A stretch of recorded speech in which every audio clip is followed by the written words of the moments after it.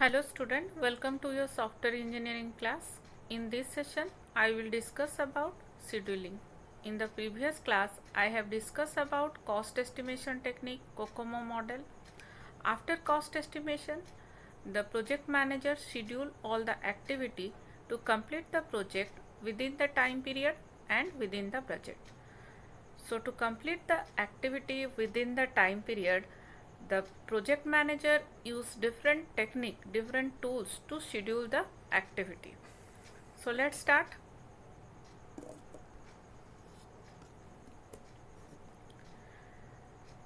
In this video, I will discuss about scheduling, work breakdown structure, activity network, CPM chart or critical path method, Gantt chart and POT chart. First is scheduling. Scheduling the project task is an important project planning activity. It involves deciding which task would be taken up when. In order to schedule the project activity, a software project manager need to do the followings. Scheduling means which activity will be done when. This is called scheduling.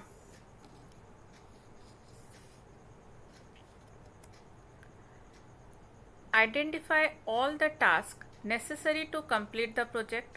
Break down larger tasks into a logical set of small activity. Means first it identify all the tasks and break down the large task or big task into small subtasks. Create the work breakdown structure and to find out the dependency among the activity. Dependency among the different activity determine the order in which the different activity would be carried out. Means after dividing the big task to small activity, it create the work breakdown structure, find the dependency among them. Dependency means if the activity B will be start after activity of A, means it takes some output from activity A. So activity A will start first, after it activity B will start. This is the dependency of activity B on A. So work breakdown structure find the dependency among all the activity. Okay. Then establish the most likely estimates for the time duration necessary to complete the activity.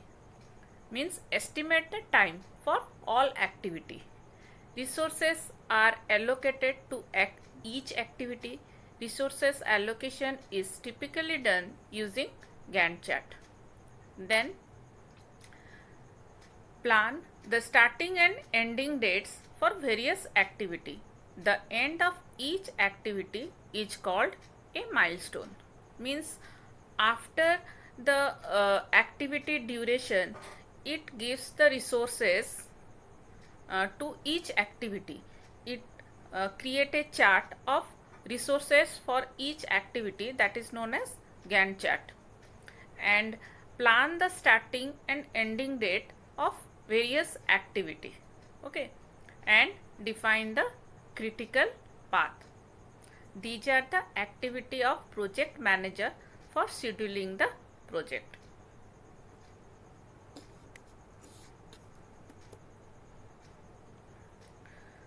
So first work breakdown structure. First project manager break down the big tasks to smaller unit. Most project control technique are based on breaking down the goal of the project into several intermediate goals. Each intermediate goal can be break down further. This process can be repeated only until each goal is small enough to be well understood.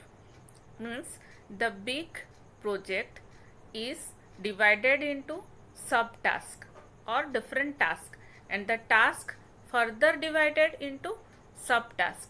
This division is repeatedly goes on until each small task is well understood and independent.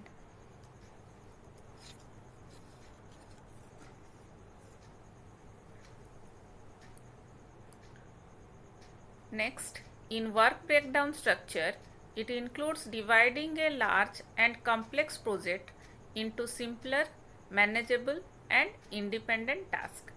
The root of this tree structure is labeled by the project name itself. For constructing a work breakdown structure, each node is recursively decomposed into smaller sub-activity until at the leaf level the activity become undividable and independent. It follow top-down approach. Means the large and complex project is divided into subtasks, but the main root is named as the project name, and after that the subtask is again divided into small unit, okay, until the small unit became undividable and independent, and it follow a top down approach. Then step of work breakdown structure. Identify the major activity of the project, identify the sub activity of the major activity, repeat till undividable, simple and independent activity are created. Okay. This is an example of work breakdown structure. First, project is divided into 3 tasks. Again the task is divided into 2 subtasks, and subtask is divided into work package. Means each unit can be further divided into subunit. This process is continue until the last unit become understandable and independent. Then uses of work breakdown structure. It allowed to do a precise cost estimation of each activity. It allowed to estimate the time that each activity will take more precisely. It allow easy management of project. It help in proper organization of the project by the top management. Means by doing the work breakdown structure, by doing it to subunits, the project manager easily can find the cost estimation, time duration of each unit, each small unit, and it is easy to calculate the cost and time of each unit, and it is easy to manage the project. Okay.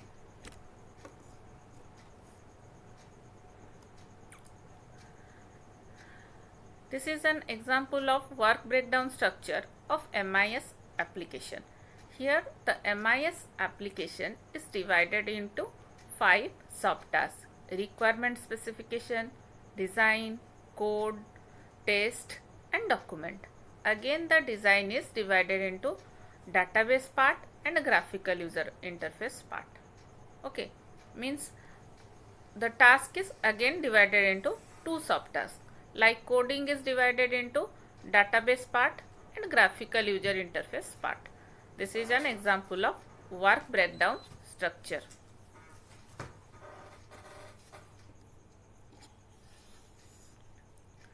Then next is activity network and critical path method.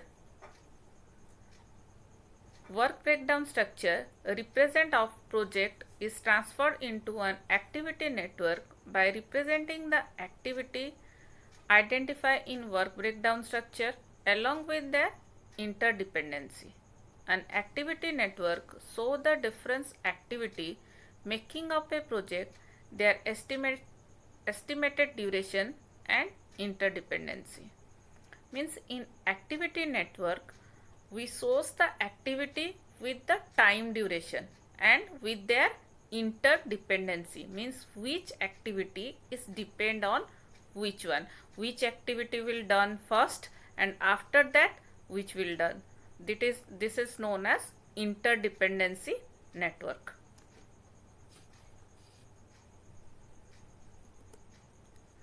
This is the example of activity network. Here in the activity network, the first is requirement specification, then after that design database part, after that coding database and integration and testing. Okay, and in this case the design database, okay, sorry, in this case the design database part, design GUI part and user manual part are parallel activity. Okay, these three are parallel activity, these three are parallel activity. Okay, but the code database part is interdependent on design database. First it will complete the database designing, then coding of a database will be done. Means this is interdependency, these are interdependency part of a activity network. Okay.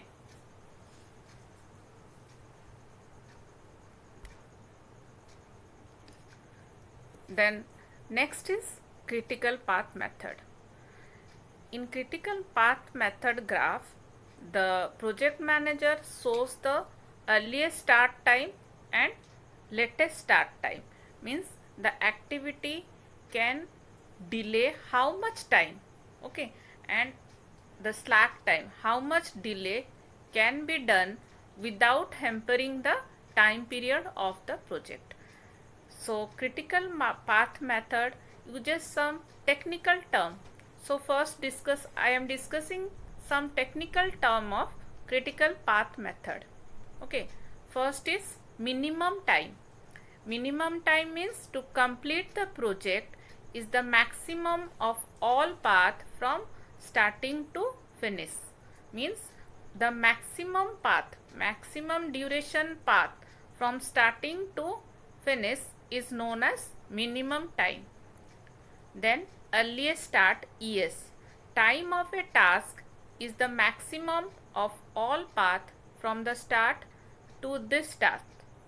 Means from starting point to that task, how much duration is taken by the all activities is known as ES or earliest start. Then latest start, LS. LS means LS time is the difference between minimum time and the maximum of all path from this task to the finished task, from the current task minus the maximum task, that is known as the latest start. Then earliest finished, EF. EF of a task is the sum of earliest start time and the task duration. Means earliest task and the activity duration is the earliest finish.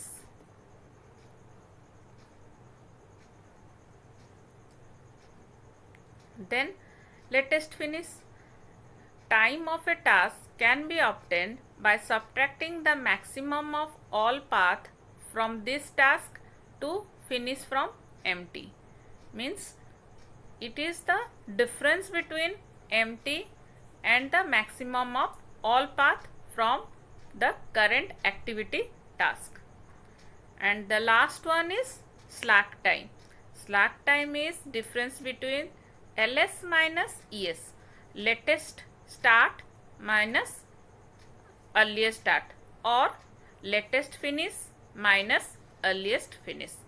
Actually this term can be easily understood by the example.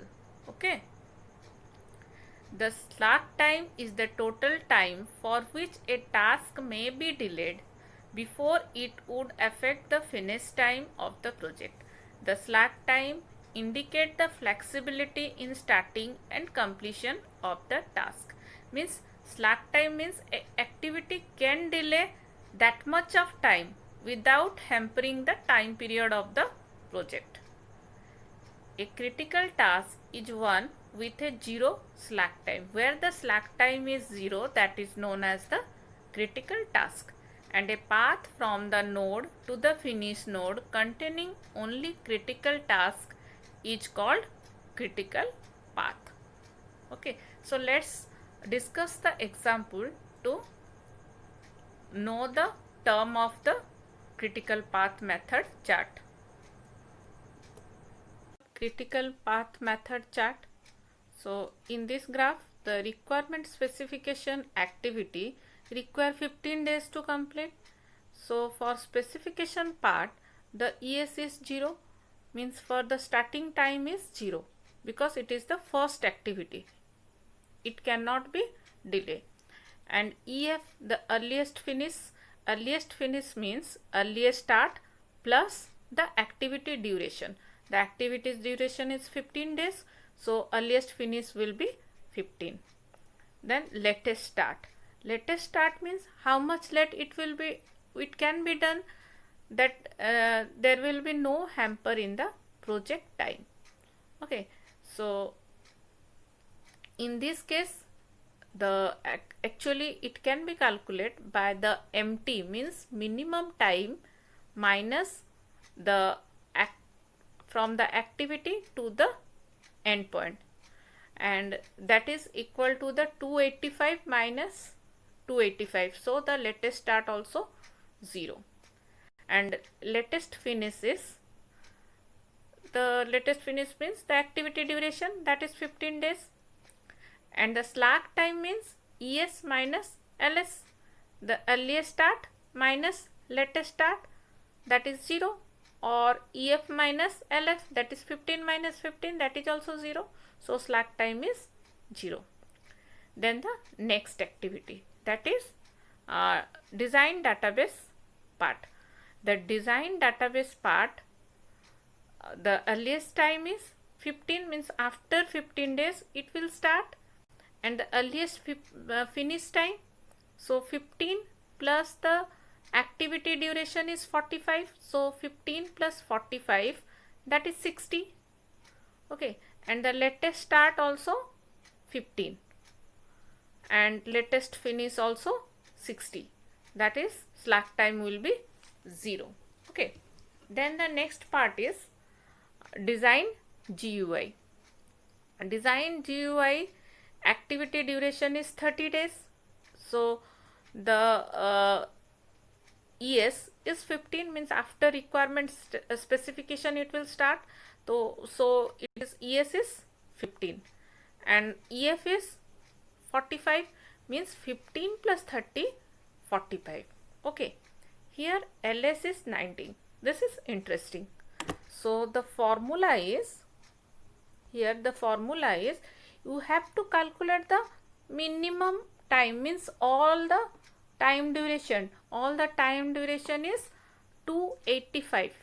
285 minus the activity, current activity to the finish activity, means 285 minus 30 plus 45 plus 120. Okay, means 285 minus 195, that is 90. And after that, the latest finish means 90 plus the time duration, that is 30, that is 120 days.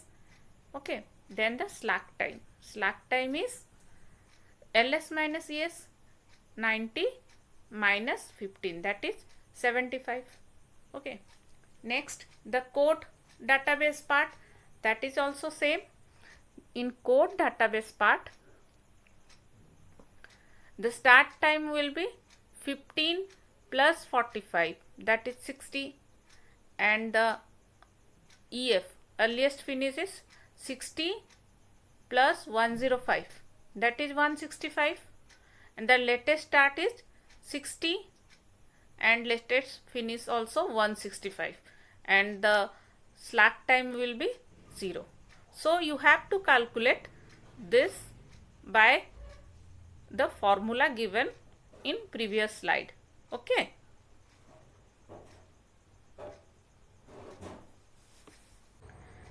Gantt chart are a project control technique that can be used for several purposes, including scheduling, budgeting, and resource planning. Mainly this Gantt chart is used in resource planning activity. The Gantt chart are mainly used to allocate resources to activity. A Gantt chart is a special type of bar chart where each bar represents an activity. The bar are drawn against timeline.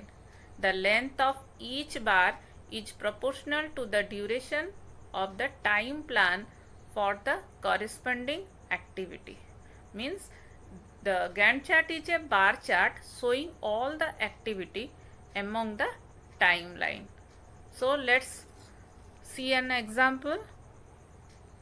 Okay, this is the example of Gantt chart where in this case the activity actual date when it will start and when it will end. The actual date is shown in the timeline and each part is considering a gray part and a white part. Okay. The shaded part of the bar show the length of the time and the white part is the slack time, how much it can delay. And here we in this chart we can allocate the resources to all the activities. Okay, this chart uses the resources, which resources is using in which activity.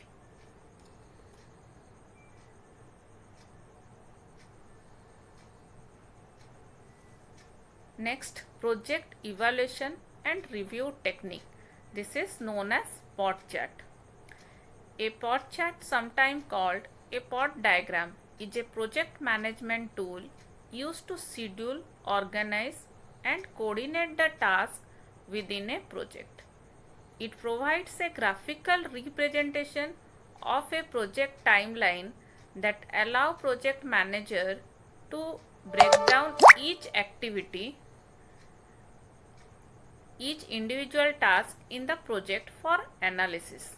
The POT chart templates use nodes drawn as rectangle or circle to represent event and milestone throughout the project. The nodes are connected by vector draw as line which represent the various tasks that needed to complete. The boxes in a POT chart is decorated with static and ending date. For activity, POT chart is more useful for monitoring the time progress of activity.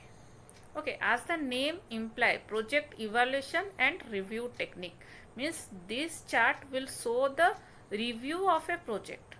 It is graphically represent all the activities are represent through a rectangle or through a circle and with the estimated time period. The chart show the estimated time period. Okay.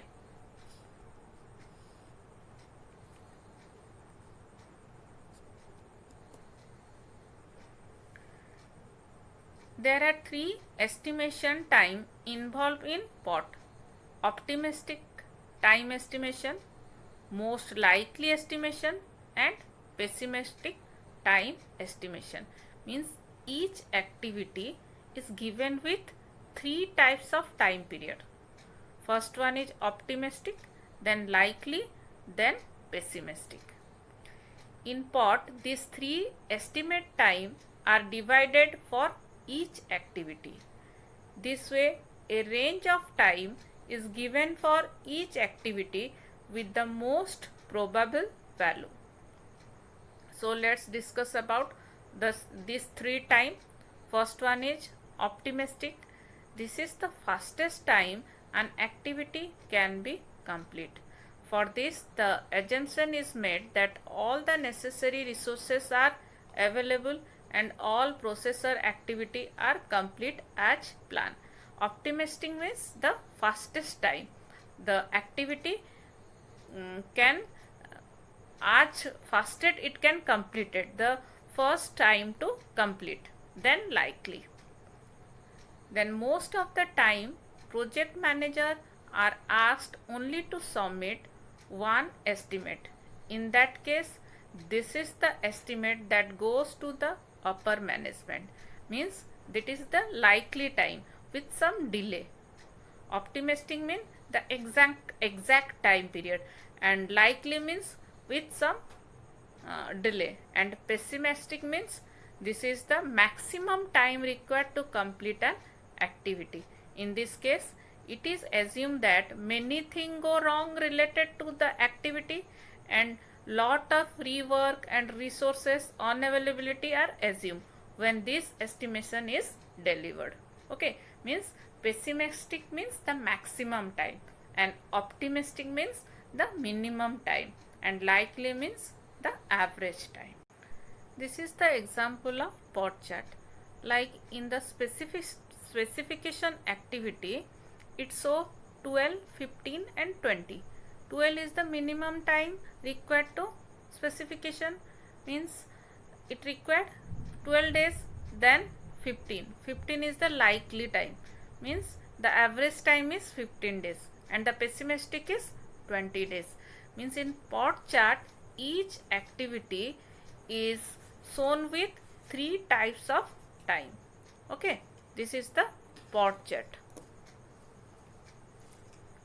So this is all about your scheduling technique, like work breakdown structure, then CPM, the Gantt chart and POT chart. In the next video, I will discuss about the organization and team structure. Thank you.